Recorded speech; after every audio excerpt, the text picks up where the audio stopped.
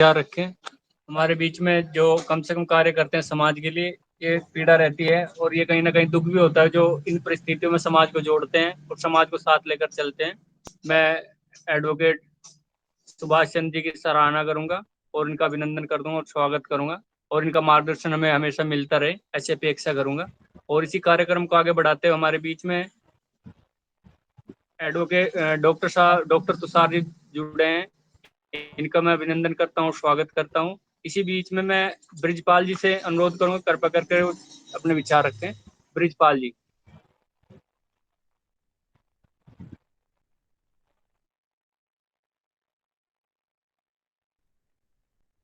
शायद किन्हीं कारणों से ब्रिजपाल जी के पास हमारी आवाज नहीं पहुंच पा रही है।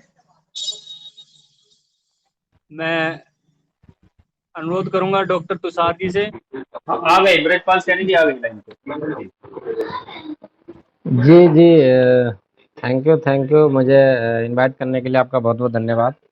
और जैसे कि मैं पिछले लगभग 1.5 घंटे से अपने जितने भी समाज के हमारे लीडर्स कहें या बुजुर्ग कहें या जितने भी ये संगठन चला रहे हैं लोग और बहुत अनुभवी लोग हैं और जो संघर्ष कर रहे हैं, सभी का बहुत बहुत धन्यवाद और आभार व्यक्त करता हूं। और मुझे बहुत खुशी है कि हमारा जो इतना बड़ा मंच बना है और उसमें काफ़ी लोग हमारे शिक्षित मुझे प्रतीत होते हैं और काफ़ी लोग व्यवसायी भी हैं और कुल मिला के कहेंगे तो अ, जो हमारा समाज है उसके जो लेवल है उससे आगे बढ़े हैं और समाज के प्रति काम कर रहे हैं। तो मैं पुनः सभी का धन्यवाद देता हूँ और अपेक्षा करता हूँ कि वो ऐसे ही आगे समाज के लिए काम करते रहेंगे।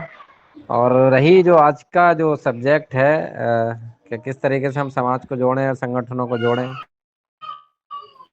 गौरी, अगर तो सबसे आपका पहले तो कैमरा ऑन हो जाए तो ज्यादा मैं अच्छा, जो कैमरा भी ऑन कर लीजिए। जी जी जी जी जी जी जी बिल्कुल बिल्कुल सर, बिल्कुल। तो धन्यवाद, सबसे अच्छा पहले लग तो रहा मैं है। यही कहूँगा कि हमारे जो समाज है उसमें सबसे पहले हमें एजुकेशन की कमी दिखती है, क्योंकि मैं भी ग्रामीण क्षेत्र से हूँ और मैंने भी संघर्ष किया है। और मेरे बैकग्राउंड में कोई भी इतने लेवल का शिक्षित नहीं है जो व्यवसायी हो या कोई नौकरी पेशा हो, प्राइवेट या सरकारी। परंतु मैं तो अपने माता पिता को धन्यवाद दूंगा कि उन्होंने मुझे जैसे तैसे करके पढ़ाया और मैंने समय के साथ उस चीज़ को समझा और आगे प्रयास किया मैंने। और ये मैं बता दूं, मेरी तीसरी सरकारी नौकरी है जहां मैं आया हूं। तो मैंने समाज में स्ट्रगल भी देखा है, सारी चीज़ें देखी हैं। तो सबसे पहले कमी तो हमारे यहाँ शिक्षा की है। शिक्षा की कमी ना होने के कारण हमको जो विकास के लिए जो बहुत रीढ़ की हड्डी है वो शिक्षा है। जब तक शिक्षा नहीं होगी हम ना आर्थिक रूप से संपन्न हो पाएंगे, ना सामाजिक रूप से संपन्न हो पाएंगे और ना राजनीतिक रूप से संपन्न हो पाएंगे। अगर हम लोग कहें बात आज की तारीख में शिक्षा की बात करें तो हम शिक्षित उस लेवल पे हैं कि जहाँ पहले हमें साक्षर कहा जाता था, पहले सरकार की योजना चलती थी कि सभी को साक्षर बनाना है। तो मैं ये कहूँगा हमारे जो समाज है 60-70% शिक्षित तो है, लेकिन शिक्षित सही मायने में जितना होना चाहिए उसको आगे बढ़ने के लिए आर्थिक सामाजिक रूप से, वो उतना शिक्षित नहीं है, केवल साक्षर बन के रह रहा है। उसको जानकारी नहीं है हमारे संविधान के बारे में, हमारे समाज के बारे में और क्या परिस्थितियां हैं, क्या हमारा इतिहास है, क्या हमारी वर्तमान परिस्थितियां हैं और क्या हमारे समाज की स्थितियां हैं। कोई मतलब मैं समझता हूँ जानकारी नहीं है। हमारे जितने संगठन चल रहे हैं तो ये संगठन के लोग ये सब जानकारी रखते हैं, बहुत अच्छी बात है। परंतु जो हमारा जो संख्या बल है उस हिसाब से जितनी लोग हम लोग सक्रिय होने चाहिए वो नहीं है। उसी वजह से नहीं है कि हम लोग एक अच्छे स्तर के शिक्षित नहीं है। और शिक्षित नहीं है तो हम लोग केवल कमाने खाने में अपने लगे हुए हैं।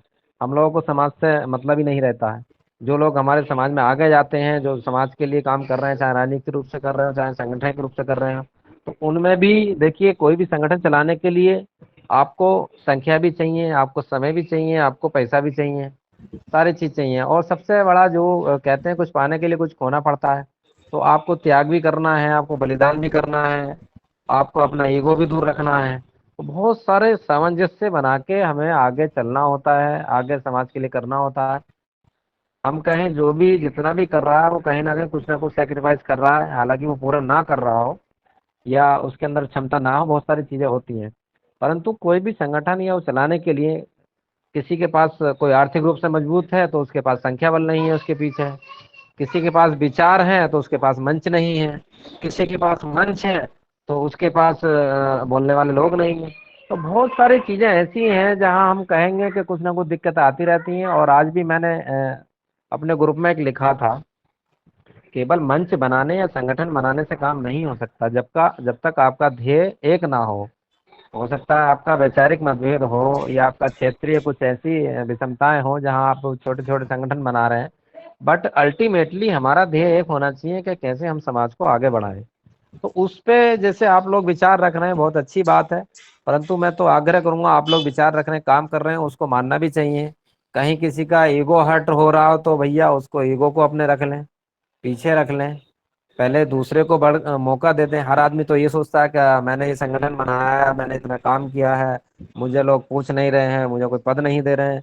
तो ये सारी चीजें छोटी छोटी चीजें चलती रहती हैं, लेकिन जिसने मन ये बना लिया है कि मैंने समाज के लिए करना है, तो वो हमेशा अपने आप को त्याग और बलिदान के साथ ही आगे बढ़ाएगा, और उसको कितनी भी समस्या है वो कभी पीछे नहीं हटेगा। जहाँ आदमी ईगो पाल लेगा कि हाँ साहब वो मैंने इतनी मेहनत करी और ये लोग ऐसा कर रहे हैं वैसा कर रहे हैं, अरे ठीक है, आपको अगर लगता तो आप थोड़ा से समय के लिए अपना ईगो पीछे रख लें, दूसरे की बात सुन लें, दूसरे को मौका दें। जब आपको समय आए तो अपनी उचित समय पे उचित स्थान पर भी बात रख दें। जरूरी नहीं है कि सामने वाले का अगर बोल रहा है या कोई बात रख रहा है, आपका ईगो हर्ट हो रहा है या मान लीजिए आपके मतभेद हो रहे हैं, तो आप उसको वहीं निस्तारित करें और वो चीजें वहां बढ़ जाती हैं। तो हमारे यहाँ लोगों में सबसे बड़ी बात तो ये है कि धैर्य नहीं है, वो उनके गुस्सा नाक पे रखा रहता है, जबकि ऐसा नहीं होता है। चाहे वो कोई भी काम हो, संगठन हो, जैसे हमारे सत्य कुमार सैनी जी ने कहा कि हमारे अधिकारी काम नहीं करते और ये मंत्री काम नहीं करते। तो देखिए, बात करें अधिकारी, अधिकारी भी किसी के अंडर में काम करता है, अगर उसको अपने ऊपर वाले का सपोर्ट नहीं है तो वो नीचे वाले का सपोर्ट कभी नहीं करेगा, क्योंकि उसको भी अपनी नौकरी बचानी है। बात करें नेता की, तो नेता के ऊपर भी नेता होता है। राजनीति में हम सब जानते हैं ये मुखौटे बनाए जाते हैं केवल आपकी बरादरी का वोट लेने के लिए। मैं इस बात को कह रहा हूँ, बहुत तीखी बात है, कड़वी बात है, कि बुरा ना माने, लेकिन हमको उसको उसका उपयोग करना है। उसका उपयोग तभी हम कर पाएंगे जब हम संगठित होंगे। हम संगठित हैं ही नहीं। हमारा कोई कार्यक्रम होता है या कोई मनोनीत होता है या कहीं कोई चुनाव लड़ता है, कुछ करता है, तो हम लोग जाते नहीं। जब वो सक्षम हो जाता है तब हम लोग अपना काम लेके उसके पास चले जाते हैं। तो कैसे काम बनेगा? आप उसके बुरे दिनों में साथ नहीं है, अच्छे दिनों में आप मांगने जा रहे हैं तो वो नहीं कर पाएगा। अगर चाहेगा तब भी वो नहीं करेगा। तो हम लोगों को ये चीजें समझनी होंगी।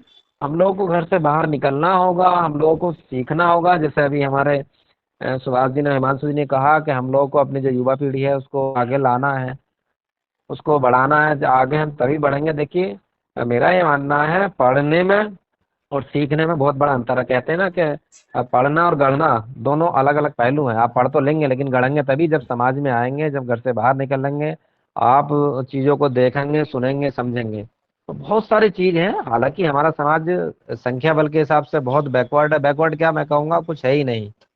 अभी हमारे हिमांशु जी ने कहा जाट समाज, शायद उसकी संख्या जितना मुझे ज्ञान है हमारे समाज से बहुत कम है, लेकिन वो संगठन है, संगठित है, उनको समझ है।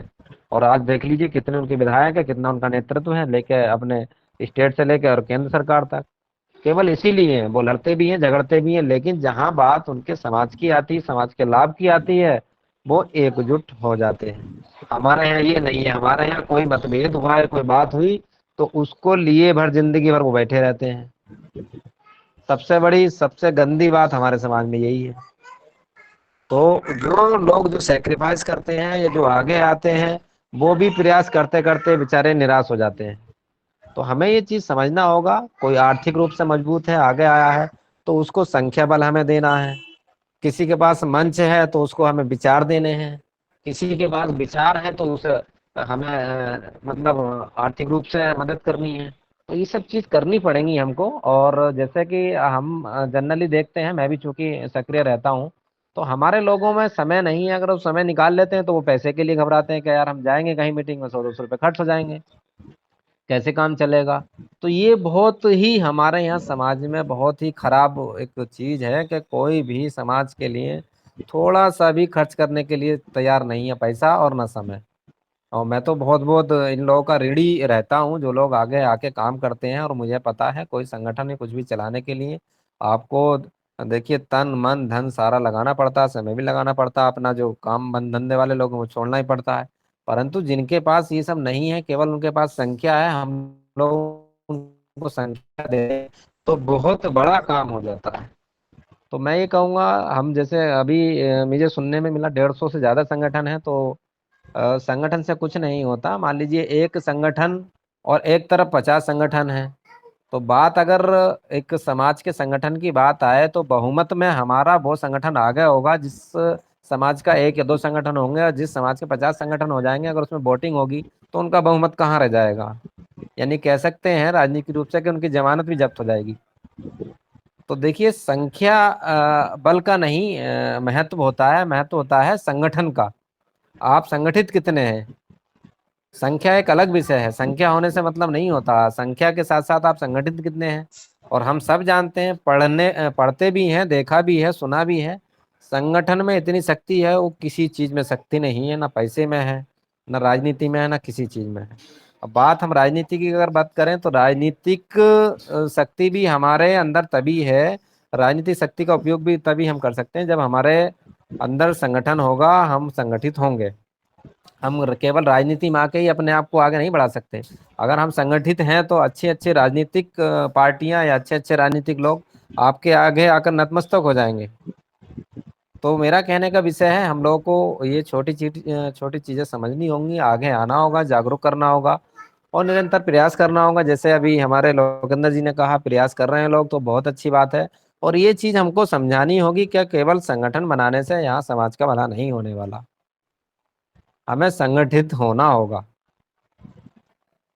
तो मेरे यही विचार थे। चूंकि मैं तो अभी कुछ ज़्यादा इस तरीके के मंच पे रहा नहीं हूँ। और मैं जैसे हमारे क्या नाम है हिमांशु जी हैं, बहुत ही यंग हमारे, अगर मैं देख पा रहा हूँ उनको तो अभी बहुत ही यंग एज में है, लेकिन जैसे उनको बोलने की अनुभव है या उनको नॉलेज है तो मैं उनको धन्यवाद दूंगा। और मैं तो ऊपर वाले से दुआ करूंगा कि वो ऐसी अपनी जानकारी को बढ़ाते रहें और समाज के लिए काम करते रहें और आगे बढ़ें। तो ऐसे धन्यवाद। युवा हमारे नेताओं का बहुत बहुत धन्यवाद और आभार व्यक्त करता हूँ। एंड अपनी बात को मैं यहीं समाप्त करता हूँ। अगर कोई किसी को सुझाव या कोई मेरे बात में किसी भी उसका रिव्यू करना हो तो कृपया मुझे बताएं। Thank you Himanshu ji, thank you Lokendra, thank you all of you. Over to बहुत यू बहुत हिमांशु जी। धन्यवाद, आप जुड़े और आगे भी आपका मैं मार्गदर्शन मिलता रहेगा। शुक्रिया, थैंक यू सो बहुत ही मच। सुंदर विचार रखे, और एक जो हमारे राष्ट्रपिता ज्योतिबा फुले जी ने अपने विचार रखे थे और हमेशा शिक्षा के लिए बात की थी। विद्या बिना गई मति, मति बिना गई गति, गति बिना गई नीति, गति बिना गई वित्त, वित्त बिना चरमरा शूद्र, एक अविद्या ने किया कितना अनर्थ। तो इसी के साथ जो हमारे ब्रजपाल जी ने शिक्षा का विचार, शिक्षा के लिए जो बताया, क्योंकि हम अगर बैकवर्ड हैं वो कहीं ना कहीं मानसिकता से हैं। हम किसी भी क्षेत्र में आज सब उन्नति कर रहे हैं, 21वीं सदी है, 21वीं सदी में हम उन्नति कर रहे हैं, तो हमारा जो कहीं ना कहीं है वो शिक्षा का है, क्योंकि शिक्षा सब ले सकते हैं। जब शिक्षा नहीं थी तो महात्मा राष्ट्रपिता ज्योतिबा फुले जी ने कहीं ना कहीं शिक्षा की अलग जगाई, तो तब परिस्थितियां थी कि हम शिक्षा नहीं ले सकते। आज हमें जागरूकता करनी चाहिए कि ज्यादा से ज्यादा लोग शिक्षा करें, उच्च लेवल की करें, अच्छे अच्छे उद्योग लगाएं, ताकि हम जो सक्षम है वो लोग उद्योगपति बने, जो समाज का उत्थान कर सकें। और इसी के साथ जो बहुत ही सुंदर बात कही कि कहीं ना कहीं एक समय होता है, हमें धैर्य रखना चाहिए, हर बात का जवाब एक समय के लिए ना दें। निश्चित तौर पर कुछ का बात का जो जवाब रहता है वो समय दे देता है। वो भी बहुत प्यारी बात लगी ब्रजपाल जी की। और मैं बहुत धन्यवाद देना चाहता हूँ कि अपेक्षा करूँ कि हमेशा आपके मार्गदर्शन मिलते रहें। और इसी के साथ मैं अपनी वाणी को विराम देता हूँ और आगे के जो कार्यक्रम है वो लोकेंद्र जी एडवोकेट साहब के ऊपर छोड़ता हूँ। एडवोकेट लोकेंद्र जी। शुक्रिया भाई हिमांशु जी, बहुत ही कुशल संचालन आपने किया। इसी क्रम में मैं निवेदन करूंगा जो बाकी वक्ता बचे हैं, कुलदीप सैनी जी। कुलदीप सैनी जी कुछ आप रखना चाहते हैं या ओमपाल सैनी जी बताएं? भातनोर से ओमपाल सैनी जी या कुलदीप सैनी जी, जो भी आप रखना चाहते हैं। जी जी, नमस्कार जी, सबको नमस्कार। स्वागत है। सभी जो इस मंच पे हैं वो किसी न किसी पीड़ा से या समाज के लिए चिंतित हैं, और यहाँ तक कि जो ब्रजपाल जी ने कहा है, मैं उनकी बात से बहुत सहमत हूँ। क्योंकि अगर हम संगठित नहीं हैं तो कोई भी किसी भी फील्ड में हम आगे नहीं हो सकते। अगर संगठित हैं तो हम हर फील्ड में आगे हो सकते हैं। क्योंकि ये जो बातें चलती है कि राजनीति में हम कोई हमारी कोई बात नहीं सुनता, अगर हम संगठित हैं तो उनको झक मार के हमारी बात सुननी पड़ेगी। क्योंकि हम वो चीज हैं, अगर हम संगठित हैं तो हम चुनाव आने पे कुछ का कुछ कर सकते हैं। तो ऐसा नहीं है कि वे राजनीतिक लोग हैं वे हमारी बात नहीं सुनेंगे, भले ही हमारे पास हमारा